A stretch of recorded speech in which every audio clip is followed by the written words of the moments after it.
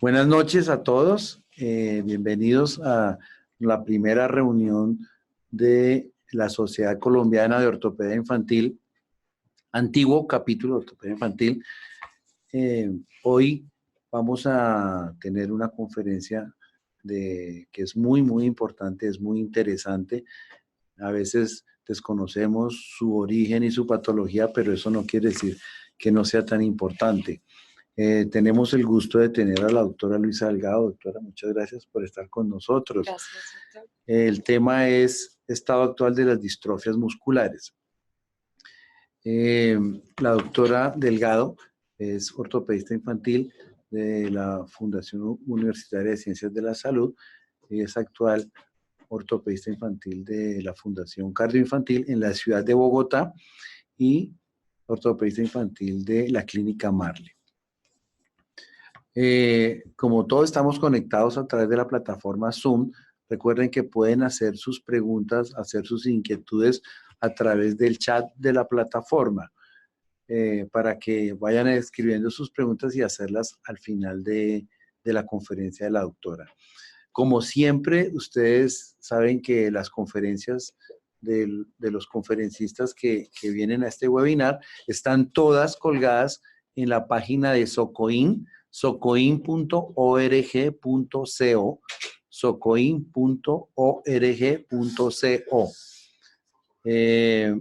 Esto es para todos los que quieran revisar estas conferencias. Hoy tenemos invitados a los miembros de la Sociedad Colombiana de Pediatría que están conectados y los miembros de la Sociedad Colombiana de Ortopedia Infantil, de la Sociedad Latinoamericana de Ortopedia Infantil, la SLAOTI, a través de todos los países en Latinoamérica. Entonces, en honor al tiempo y en aras del tiempo y el cumplimiento de las 8 de la noche, vamos a empezar. Doctora Delgado, gracias por estar con nosotros. Gracias, doctor. Bueno, damos inicio a la conferencia acerca de las distrofias musculares. Como bien lo dijo el doctor Álvarez, es una patología que seguramente aparecerá en algún momento en nuestra consulta y es importante conocer algunos detalles importantes que les mencionaré a continuación. Vamos a hablar de algunas generalidades, su clasificación, cuál es su fisiopatología, las bases genéticas, que es quizás el pilar para lo que existe actualmente del tratamiento, sus características clínicas, las claves diagnósticas, tratamiento y algunos aspectos relevantes de consejería genética. Estas enfermedades hacen parte de un grupo de enfermedades hereditarias que de forma lenta o rápidamente son progresivas y van a afectar principalmente al músculo estriado, teniendo en común un patrón distrófico que vamos a encontrar como necrosis y regeneración que se va a encontrar en la biopsia muscular. Un factor común para todas ellas es que hay que diagnosticar y determinar cuál es la edad de aparición, cuál es el patrón de distribución de la debilidad muscular que presentan y si se asocian o no con alteraciones de otros sistemas, cardiopatías o alteraciones a nivel del sistema nervioso central o periférico. Existe una proteína clave en todas estas condiciones musculares que es la distrofina, que hace parte del sarcolema. Agrupadas en un complejo de glicoproteínas encontramos varias que están allí listadas y de acuerdo a la alteración que se presenten en cada una de ellas, vamos a encontrar algunos subtipos diferentes de alteraciones de distrofias musculares. El sarcolema es una membrana vital para la integridad y la supervivencia de la fibra muscular, de tal manera que es muy importante conocer a detalle su estructura.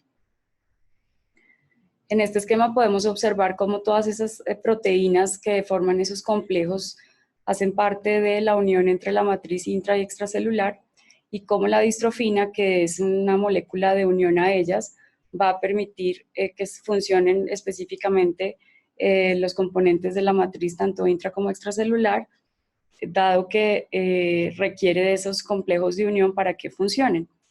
Si no está presente la distrofina o falta alguna de sus partes, empiezan a generarse problemas generando brechas en la membrana de la matriz, permitiendo salida a la matriz extracelular de algunos componentes o permitiendo la entrada de algunos de proteasas o iones de calcio que van a destruir indiscriminadamente algunas proteínas que deben unirse y formar complejos para permitir la integridad de la membrana celular. Y de esta manera es que, especialmente en la distrofia muscular de Duchenne, existen alteraciones o podemos pensar en que se pueden reemplazar algunas de estas proteínas faltantes donde existe alguna alteración genética de base. La distrofina no solo está presente en el músculo, pero esto es el tema que nos atañe hoy en día.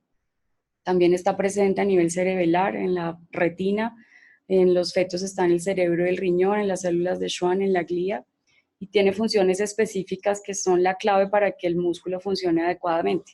Unas funciones mecánicas, que es la unión entre el citoesqueleto y la matriz extracelular, como vimos en el esquema anterior, y esto a su vez va a ser una función de estabilización de la membrana durante la contracción y la relajación muscular, entendiendo que si la fibra muscular tiene una alteración en su estructura, va a tener una contracción insuficiente o va a empezar a generar las debilidades musculares que se presentan en estos pacientes.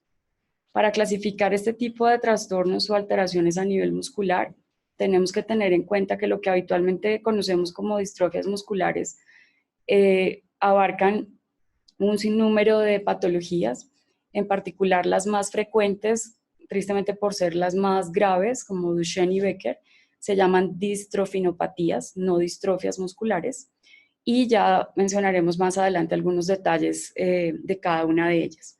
Las otras que se conocen y que deben describirse y están descritas específicamente por los patrones de afectación muscular son las distrofias facioscapulohumerales, las distrofias de las cinturas, entendido esto como la cintura escapular o pélvica, principalmente la cintura escapular, la distrofia de Emery-Dreifuss, cuya característica principal son contracturas a nivel de codos y tobillos, distrofias musculares congénitas que abarcan un subgrupo con alteraciones neurológicas puntuales, y unas que solo se presentan en la edad adulta, que son las distrofias distales y las distrofias oculofaringeas. Todas estas hacen parte de las distrofias musculares. Vamos a centrarnos un poquito en la actualidad, en lo que tenemos a la mano de distrofinopatías de Duchenne y Becker. Aquí tenemos un esquema, quizás para cerrar el tema de por qué es tan importante la estructura, función de ese sarcolema con cada una de sus estructuras celulares de los miocitos y cómo su integridad y el reemplazo por algunos tejidos adiposos que se observarán en las biopsias musculares hace que tengamos una fibra muscular con una función muy deficiente. Puntualmente, entonces, hablando de cómo deben mencionarse, y en la literatura se encuentran las distrofinopatías Duchenne y Becker, son defectos que existen a nivel del gen recesivo ubicado en la porción XP21, en donde hay una falla en la producción de esa distrofina, porque se van a perder esos complejos de unión a esos complejos de las glicoproteínas ya mencionadas. La gravedad del fenotipo que podamos encontrar en estos pacientes va a depender más del sitio de la mutación que del tamaño del defecto de la lesión genética que se presente. Al ser una alteración ligada al cromosoma X, vamos a tener una distribución en la cual el 50% de los varones van a tener la probabilidad de estar afectados y el 50% de las niñas van a tener la probabilidad de ser portadoras. Esto es muy importante tenerlo en cuenta porque la consejería genética y la asesoría familiar pues radican todos estos patrones de herencia que se pueden describir muy claramente. Existen además diferentes tipos de alteraciones genéticas, principalmente las de lesiones, un porcentaje un poco menor las duplicaciones, y otro grupo que se refiere a las mutaciones puntuales y dentro de ellas las mutaciones nonsense. Es importante recalcar estas últimas mutaciones porque es en ellas en donde está enfocado parte del tratamiento actual que tenemos a la mano dentro de las terapias enzimáticas. Hablando particularmente de cada una de ellas, algo muy breve, la distrofia de Duchenne, su frecuencia es bastante elevada, ocurre un caso en cada 3.500 pacientes. El comienzo de la presentación sintomática ocurre entre los 2 y los 4 años y tienen algunos porcentajes específicos de asociación con retraso motor, alteraciones de la marcha, trastornos del lenguaje y el habla. Muy ocasionalmente la afectación empieza en edades muy tempranas y se manifiesta con niños con hipotonía en etapas de lactancia. Hay algunas características muy específicas de cómo se presentan los pacientes con esta distrofenopatía de Duchenne, en donde encontramos pacientes cuyos hombros y brazos van hacia atrás durante la marcha, va a haber un aumento de la lordosis a nivel de la columna lumbar, la musculatura glútea va a ser débil y va a favorecer que las caderas permanezcan en flexión.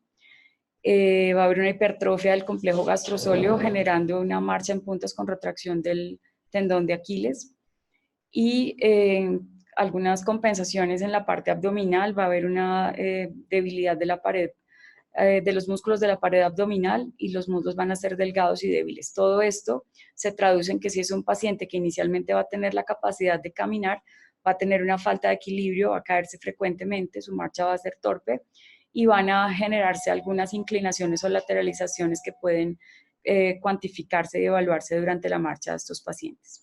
Muy importante, el signo de Gower, algo casi patognomónico de esta distrofinopatía, en donde la debilidad muscular va a evitar que el niño pueda ser capaz de incorporarse, y para llegar a una posición en bipedestación tiene que requerir ayuda de sus propios miembros superiores, y eso se describe como que se escalan a sí mismos para lograr adoptar esa postura que se les solicita. La otra distrofinopatía, un poco menos frecuente, pero dentro de las distrofinopatías junto con Duchenne es la que también debemos tener claro porque es de lo que vamos a encontrar en la consulta. Ocurre en 1 en cada 18.400 varones y el comienzo y curso de la presentación sintomática es muy variable.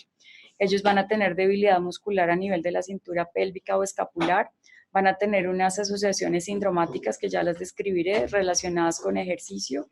Son pacientes que pierden la capacidad de marcha un poco más tardíamente, hacia los 16 años, y van a superar la expectativa de vida por encima de los 40.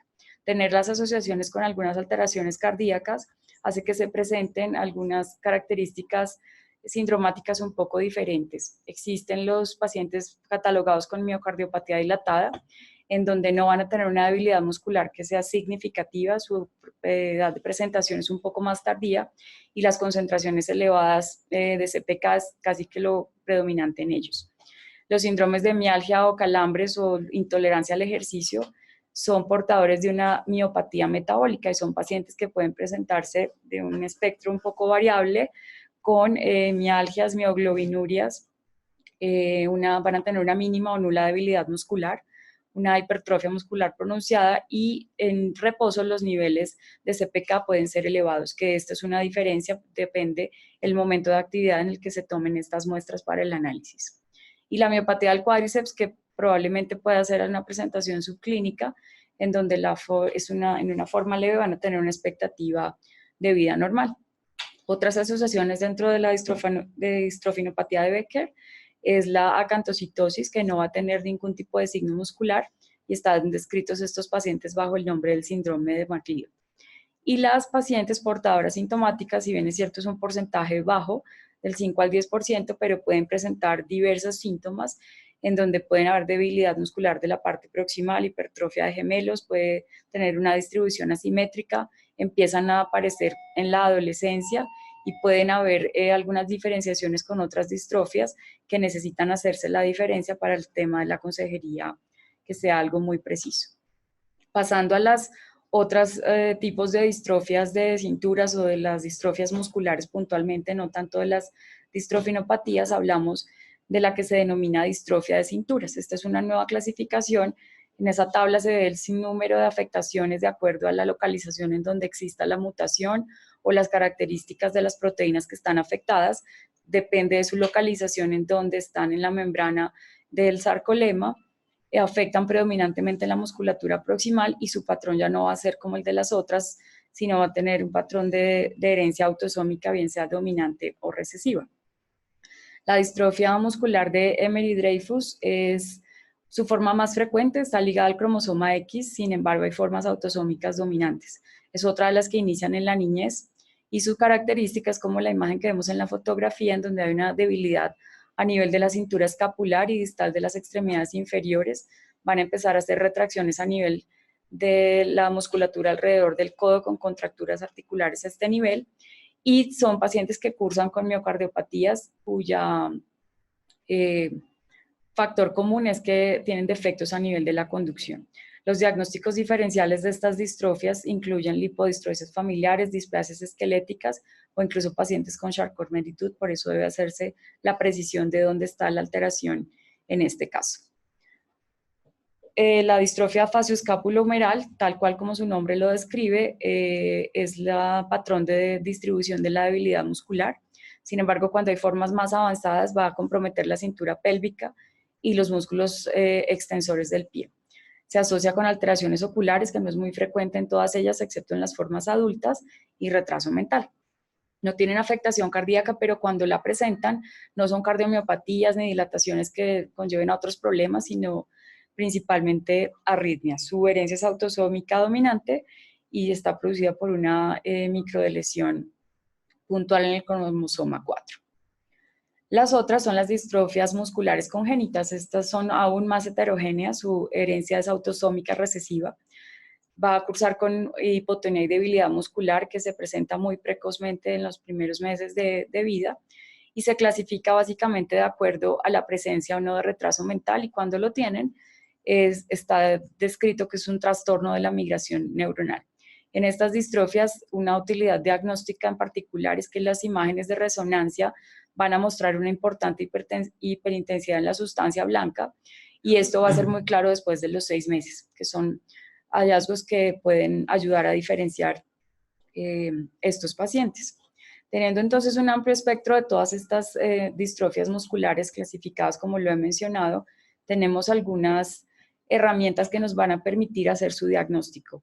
Hoy en día hay avances especialmente en la parte del estudio de las enzimas moleculares y los estudios genéticos.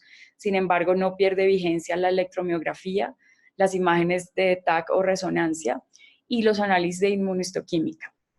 Quizás lo que principalmente nos alarma o la primera herramienta que tenemos a la mano es la medición de las enzimas musculares. Sin embargo, muy frecuentemente creemos que solamente vamos a encontrar elevadas en valores supremamente altos, y resulta que hay algunas de ellas que cursan con un aumento escaso o incluso nulo. Estamos acostumbrados a encontrar valores por más de 5 a 10 veces el valor normal en Duchenne o Becker, pero muchas de las otras que mencioné antes y algunas muy específicas de las congénitas no se va a aumentar la CPK. Luego tenemos que recurrir a otras ayudas diagnósticas para poderlas identificar. La electromiografía no ha perdido vigencia, pero quizás solamente se utiliza para poder diferenciar dentro de patologías que tienen un fenotipo similar, especialmente con la atrofia muscular espinal leve, y puede diferenciar de otros cuadros neurogénicos y no nos va a aportar una información muy precisa. Dentro de las imágenes de TAC o resonancia magnética muscular, se presentan infinidad de patrones de atrofia y fibrosis muscular en varias distrofias. Algunos de los más estudiados están descritos en la distrofia muscular congénita de Ullrich, en donde hay una indemnidad de los músculos sartorio y gracilis, pero han encontrado que hay un patrón de anillo en forma de afectación periférica en el vasto lateral que no se presenta en otras de las distrofias. Y eso hoy en día pues, se ha ido catalogando para poder establecer los diagnósticos.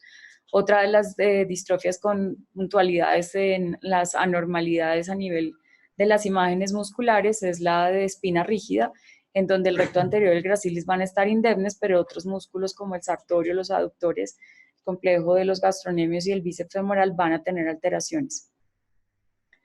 Lo que habitualmente estamos acostumbrados a tener como abordaje diagnóstico para este tipo de pacientes son las biopsias musculares. Sin embargo, es una prueba o un estudio que nos proporciona alguna información que puede ser bastante inespecífica. Las alteraciones distróficas comunes no necesariamente nos ayudan a identificar qué tipo de distrofia estamos tratando de encontrar. La atrofia, hipertrofia de las fibras es otro patrón común. Se pierde la forma poligonal en el corte transversal. Hay el proceso por la degeneración de esa destrucción de los complejos de glicoproteínas, necrosis y regeneración de las fibras, y se reemplaza, como se observa en la imagen, las fibras de los miocitos por un tejido adiposo y conectivo que hace totalmente ineficiente este miocito para la contracción muscular que debe ser necesaria para la función normal de los pacientes. Y cuando no encontramos ningún tipo de alteración distrófica en la biopsia muscular, esto no significa que se descarte que exista alguna distrofia muscular. Entonces es por eso que hay que recurrir a otras pruebas diagnósticas un poco más precisas. Existen también hoy en día estudios de inmunohistoquímica e inmunotransferencia por las técnicas de Western blot, en donde se va a detectar ¿Qué tanto porcentaje se puede determinar como ausente las proteínas de ese sarcolema o que estén ligadas a esa membrana? En la distrofinopatía muscular de Duchenne, menos del 3% de distrofina va a estar presente en el músculo, y esto la hace la forma pues, más grave y con más efectos en la función del paciente, mientras que en la de Becker va a estar alrededor de un 3 a 20% de porcentaje menor de presencia de esta distrofina. Todo lo anterior quizás se ha enfocado en la actualidad en que hay muchos estudios en que el abordaje del diagnóstico genético nos va a dar la mayor precisión para obtener el diagnóstico diferencial en mayor cantidad de casos. Es el caso del Duchenne, en donde las lesiones se analizan hasta en el 60%, puede detectar duplicaciones hasta en el 6%, y con estudios de reacción en cadena de la polimerasa se pueden detectar hasta el 98% de pacientes que presentan alteraciones genéticas tipo de lesiones. Sin embargo, hay un porcentaje no despreciable que es un 30% en donde hay mutaciones de novo, y para ello se utilizan test de fragmentación de proteínas con un ARN muscular.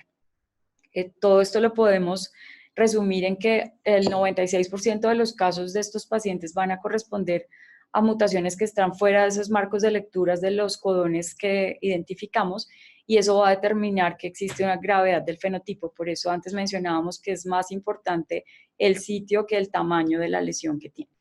Con respecto a la distrofia de Becker, un porcentaje un poco más alto va a corresponder exclusivamente a lesiones en el gen de la distrofina, y son muy raras las mutaciones de novo. Sin embargo, pues se tienen otras pruebas porque existen algunas en las cuales también ocurren fuera de ese marco de lectura de los genes, y necesitamos tener una precisión para establecer de qué tipo de alteración genética se trata. Todo esto va a que deberíamos contar con el 100% de alcance para poder tener una precisión y una cuantificación de los casos que existen a modo de estudios, a modo de estadística. Miren cómo Colombia se ubica teniendo un alcance de tan solo el 27% de los pacientes que tienen pues el diagnóstico realizado. Hay países en los cuales se alcanza el 100%, pero la meta es conocer esto, sospecharlo y hacer que se lleguen a las minucias del diagnóstico genético, que finalmente es lo que más nos va a aportar para esto. El tratamiento se va a enfocar en varias cosas. Tenemos una terapia génica que podemos aplicar dada la precisión que se busca con los diagnósticos. Hay terapias enzimáticas, terapias tisulares, terapias enfocadas hacia la parte funcional y a la parte clínica. Es por eso que estos pacientes no nos competen solo a nosotros, seguramente serán más vistos en las consultas de neuropediatría, pero el manejo de todo esto significa que necesitamos contar con personal de apoyo como trabajo social, la parte de rehabilitación, fisiatría, los genetistas, los pediatras, los neurocirujanos, las personas que hacen las ortesis, porque está enfocado un poco más el tratamiento en ellos, en los pacientes que aún caminan, y todo esto significa involucrar, además de todas estas especialidades, al paciente y su familia. Es innegable la utilidad de los corticosteroides porque se sabe que modifican el curso natural de esta enfermedad. Tiene algunas especificaciones, y es que se sabe que va a prolongar la supervivencia alrededor de 20 a 40 años. Va a frenar la aparición de la escoliosis y la insuficiencia respiratoria, pero debe iniciarse en etapas muy puntuales para que esto realmente funcione. Esto significa que hay una meseta en donde el rendimiento motor tiene su máxima expresión, y es alrededor de los 4 a 8 años donde debe implementarse esta terapia con corticoides. Va también a retrasar la edad en la que se va a perder la capacidad de caminar, pasando de los 10 años a los 13 a 14 años, otorgándole al paciente unos años más de vida. Esto sin negar, obviamente, los efectos secundarios que tienen este tipo de medicamentos. La terapia enzimática, esto es quizás lo que actualmente tenemos en boga, son estudios muy recientes en donde, basados en todo el estudio detallado de la fisiopatología, se tienen fármacos que van a actuar en la restauración de la distrofina, buscando preservar la función muscular existente. Hay fibras que ya se han dañado, que no tienen reparación, pero estos fármacos van a evitar que progrese esta alteración. Puntualmente, y por eso me refería cuando hablábamos de las mutaciones nonsense, porque son en las que tienen mayor efectividad y más estudios que demuestran que pueden ser aplicables a este tipo de pacientes y especialmente con pacientes con distrofinopatía de Duchenne. Se les hacen seguimientos funcionales a estos pacientes y es lo que soporta la mayoría de artículos, donde se puede evaluar la parte funcional pensando en que no se va a deteriorar aún más con test de caminata de 6 minutos o escalas funcionales como el POTSI. Se ha establecido que se puede utilizar en niños a partir de los 5 años, aunque hay estudios comercialmente hablando que pueden seguramente en el futuro demostrarnos que pueden ser seguros y eficaces en niños a partir de los 2 años. Lo que sí se tiene claro es que es útil en los niños que aún caminan. Y en Colombia se tiene un registro de pacientes entre los 5 y los 20 años que son beneficiarios del tratamiento con este tipo de fármacos. Enfocándome un poco en lo que nos atañe a todos con respecto a los aspectos ortopédicos y funcionales, tenemos que tener en cuenta que es un niño que está en crecimiento, que es un niño que tiene una deficiencia muscular importante e irreversible, y esto le confiere un deterioro funcional que es inherente al curso natural de la enfermedad. Luego, en estos pacientes es muy importante evaluar y mantener el grado de independencia, el grado o la capacidad que tengan para realizar actividades básicas cotidianas, promover su escolaridad y evitar que estén aislados y puedan ser integrados en actividades recreativas o deportivas. La salud ósea la tenemos que identificar como que hay algunos factores en los cuales sabemos que hay una disminución de la movilidad, la debilidad muscular, pues que es lo que persiste siempre, y la terapia generalmente con glucocorticoides. Esto va a tener unas consecuencias. Vamos a tener pacientes que además de su condición de base muscular van a cursar con fracturas, con osteopenia, osteoporosis, deformidades a nivel de la columna, crisis de dolor óseo que pueden incrementarse por los tratamientos que reciben, y todo esto pues se resume en una alteración de la calidad de vida. Tenemos que tener como una lista de chequeo cuando vemos estos pacientes porque son algunas evaluaciones básicas que necesitamos solicitar y quizás ganar un poco de tiempo a los pacientes para que no se pierda en los trámites o en los diagnósticos tardíos que a veces pierden oportunidades valiosas. Debemos medir niveles séricos de calcio, fosfato, fosfatasa alcalina, niveles de vitamina D, magnesio, niveles de PTH, y a nivel urinario también se mide calcio, sodio y creatinina. Debemos también tener en cuenta que son pacientes que seguramente la base la manejan los doctores de neuropediatría o los pediatras, pero nosotros tenemos que poder hacer un seguimiento, especialmente de imágenes, en cuanto a la valoración de los pacientes que están sometidos bajo terapia con glucocorticoides, con un DEXA scan que se toma a partir de los 3 años. La columna que tiene deformidades que aparecen incluso antes de que pierdan la capacidad de ambulación puede cursar con fracturas y ellas deben evaluarse también, y debe hacerse un seguimiento quizás en conjunto con esas otras especialidades de la edad ósea, particularmente por los efectos que tienen los corticoides sobre ellos. Entonces podemos hacer algún tipo de intervenciones que son útiles para la salud ósea, que es la que nos interesa pues cuidar. La vitamina D, si detectamos algún tipo de deficiencia o bien sea para suplementar o mantener sus niveles, es algo que podemos administrar.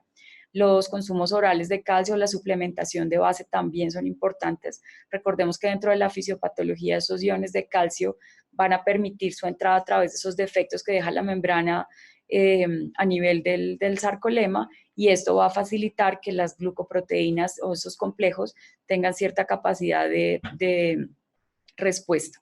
Los bifosfonatos intravenosos con pacientes en riesgo de fracturas vertebrales, y la controversia existe si se pudiesen dar bifosfonatos orales como medida profiláctica, pero no hay estudios que sustenten el uso de ellos actualmente.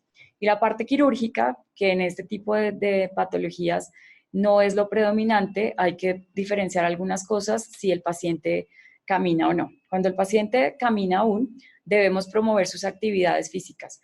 Debemos saber que camina de una forma defectuosa, pero aún así son funcionales. Nos debemos enfocar en que la parte muscular debe evitar entrar en contracturas y generar estiramientos que faciliten una mejor movilidad. La adaptación de ortesis es clave, y lo que ya mencioné, que la escoliosis va a iniciar antes de la pérdida de la marcha. Entonces son evaluaciones que tenemos que tener en cuenta. Existe una fase intermedia, es aquel paciente que está en la etapa de transición hacia ya perder la capacidad de marcha.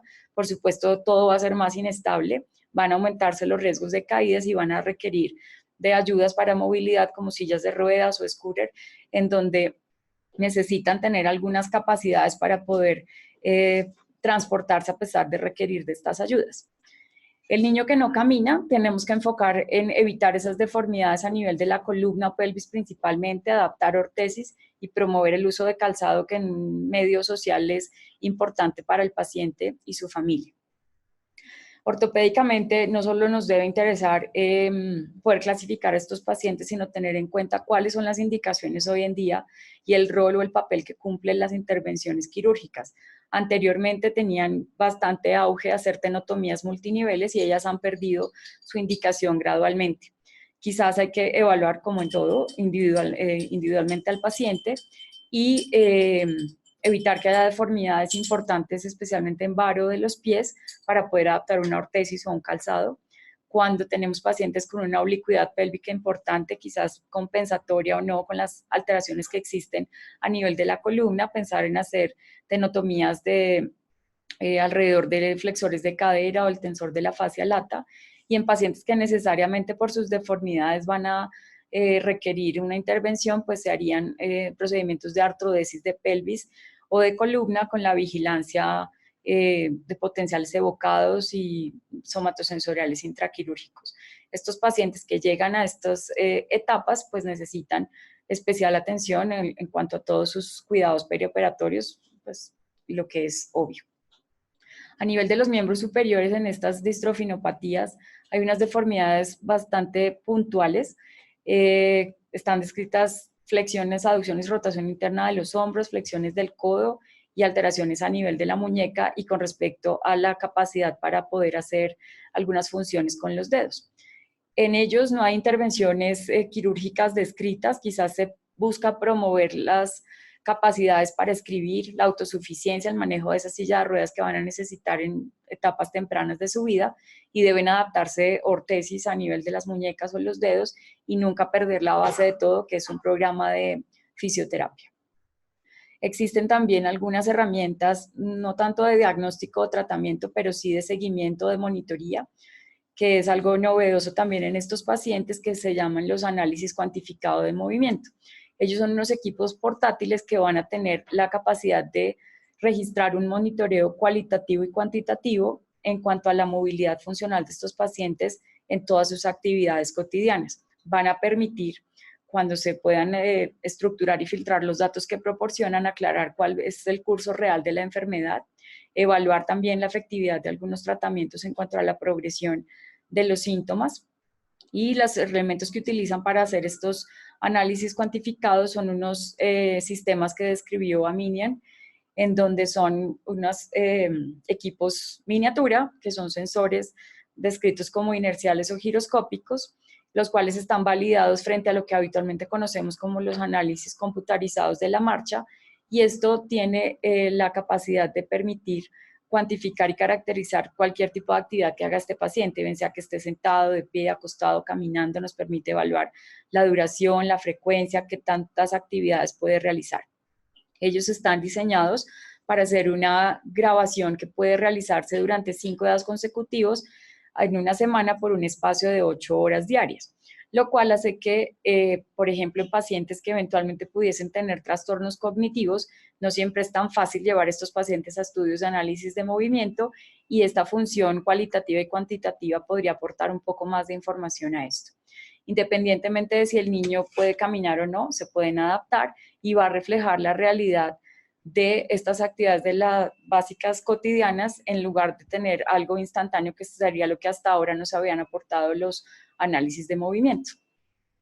Otro pilar importante de la consejería de todas estas enfermedades es la parte en cuanto a la prevención. La consejería genética es clave, conocer las probabilidades de recurrencia de la enfermedad en la familia afectada. Hay algunas que tienen ya descritos los porcentajes de riesgos que pueden tener los hijos de pacientes con esas condiciones, pero hay que definir específicamente para poder ofrecer una consejería apropiada, y allí es donde los doctores de genética van a ser muy útiles para nosotros y nuestros pacientes.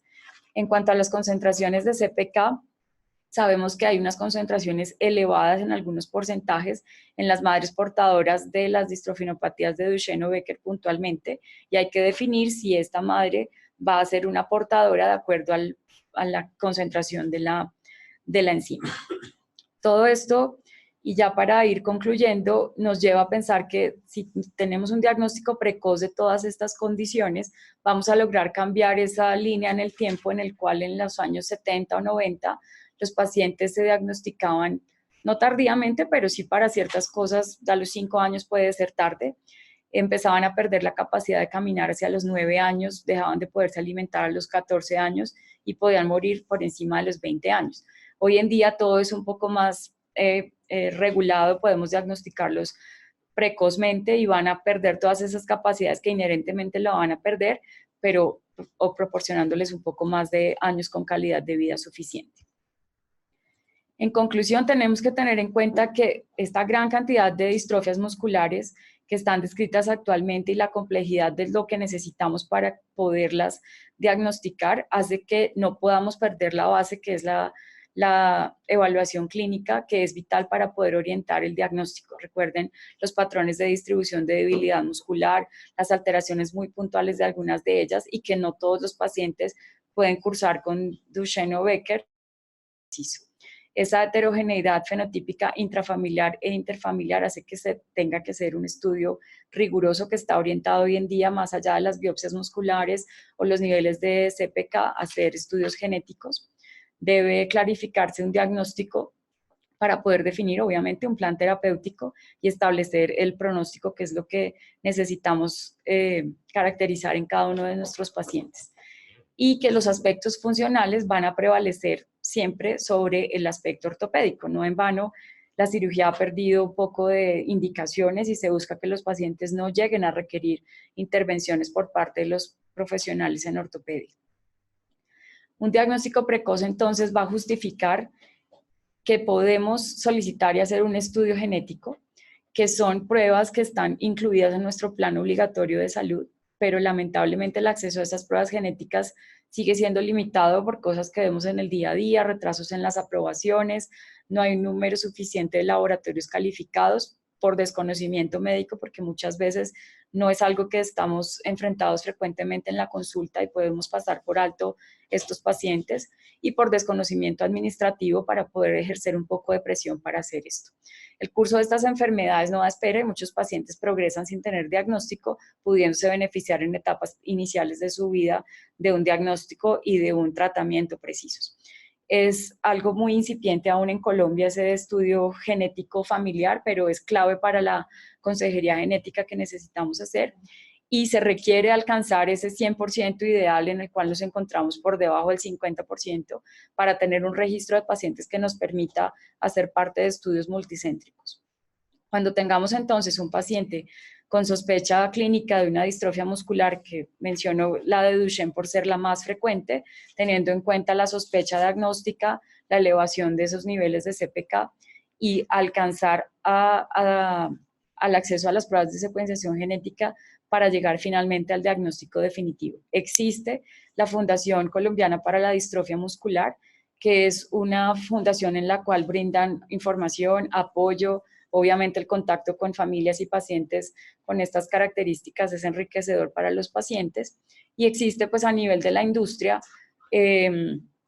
personas que nos pueden ayudar a guiarnos para poder realizar esas pruebas y ese diagnóstico genético orientado específicamente a las alternativas terapéuticas que tenemos hoy en día y que pueden cambiar la vida de estos pacientes y el curso normal de ellos, siendo patologías que debemos conocer, que afectan a la niñez principalmente y que debemos promover por lo menos una infancia y una adolescencia con una calidad de vida adecuadas. Muchas gracias.